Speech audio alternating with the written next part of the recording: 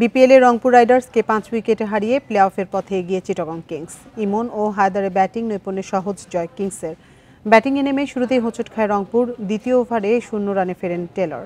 এরপর 8 রান করে কাটা পড়েন সাইফ। মিথুনের দুর্দান্ত স্ট্যাম্পিংয়ে সৌম্য আউট হলে চাপে পড়ে রংপুর। শেষ পর্যন্ত ইফতেখারের অপরাজিত 65 রানের উপর ভর করে 5 উইকেটে 143 রান তোলে রংপুর। জবাবে শুরুটা ভালো হয়নি চিটাগংয়েরও। পাওয়ার প্লেতে জাভেদের জোড়া আঘাতে ম্যাচের নিয়ন্ত্রণ নেয় সোহানের দল। তবে শেষ পর্যন্ত ইমনের 41 ও হায়দারের অপরাজিত 48 রানের সুবাদে 14 বল আগেই জয় নিশ্চিত হয় চিটাগংয়ের। রাজশাহীকে টপকে 3-এ মিথুন শরীফুলরা। At deep square leg could only watch. Waiting. Did it here,